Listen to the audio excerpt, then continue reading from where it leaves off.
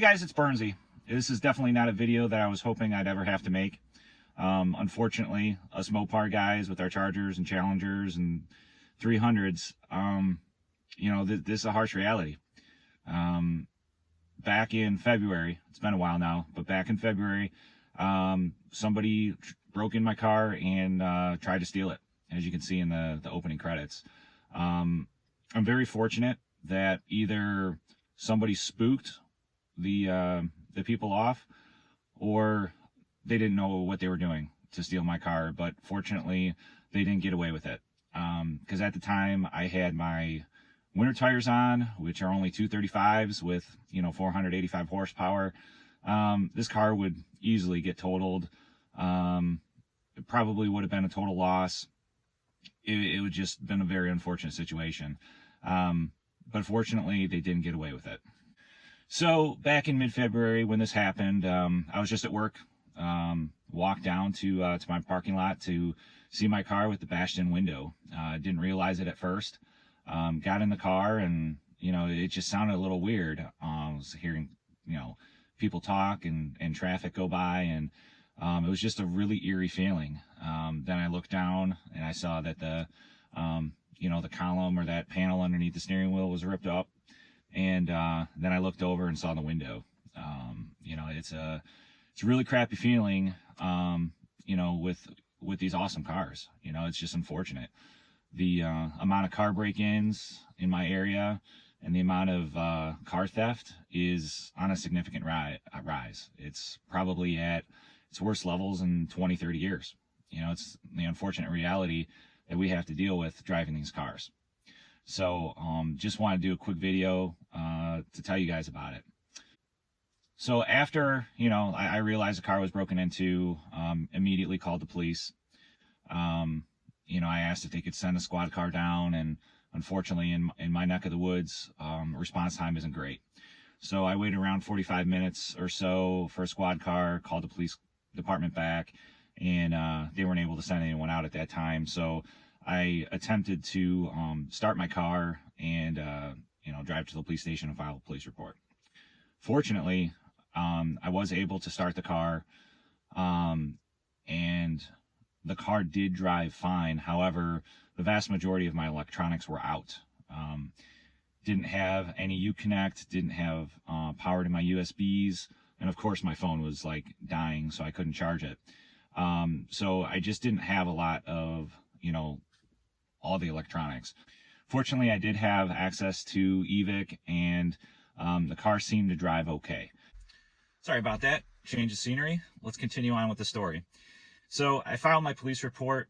A couple weeks go by, and then I get a call from the detective working my case, saying that they didn't have any significant leads or anything they could do to apprehend or prosecute the person who, or groups of, person or persons, that tried to steal my car.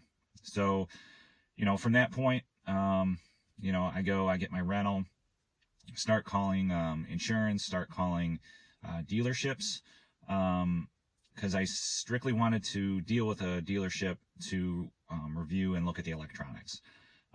Didn't want a collision place to mess with the electronics. I definitely wanted to keep it in-house. So that in itself was a challenge, because I had a window I needed to repair, but also electronics I wanted to get looked at, and just fixed. So a lot of back and forth, called tons of dealers. They're like, yeah, can't do it for at least 3 weeks. Some dealers were telling me, yeah, we have to order the window and you have to pay for it up front before we'll even order it, and then it's going to take 2 weeks. Really, it was a big hassle. Fortunately, I was able to get the local Jeep, Dodge, and Ram dealership to look at the window, or replace the window, as well as look at the electronics. So we're probably looking at least a month before all of this gets resolved and I get my car fixed. So fortunately, once my car gets fixed, all of my electronics have worked flawlessly, and like nothing ever happened. So I'm very thankful for that. Fortunately, the people who tried to steal my car had no idea what they were doing, or at least it appeared that way. The only thing that was done is they unplugged a bunch of different cables, and I'm not sure what they were trying to do. So they didn't cut any wires, they didn't damage anything. So I'm very thankful for that. My car has driven like it had the day prior to the incident, so I couldn't be more thankful for that. So now, fast forwarding several months, it being August now, the car is still driven great. Very thankful for that. And, it has really kind of made me think about, what kind of car I want to drive. Because, the last thing you want to do is drive a car and then, have a decent probability of your car being broken into. You hear these stories all the time, and, the stories aren't becoming less frequent. So, I had the car 2.5 years now-ish. Absolutely love the car. But it's definitely crossed my mind of, what's the next move? Do I keep the car and, worry about this happening again? Or, do I move on from it? Get a different security system, that kind of thing. I hate to be thinking that way, but, it's reality. I've since moved from where I parked before into a garage, which I think, is the right move. And, I feel pretty comfortable with that, but it's just unfortunate that, there's crappy people out there that, try and break in cars and steal them. And, it just sucks. It just sucks. I'm just very fortunate that I have my car today. It didn't get totaled, and, just taking the positives from it. So, thank you guys for, tuning into my video. I really appreciate it. It's been a really long time since I've been able to put anything out there.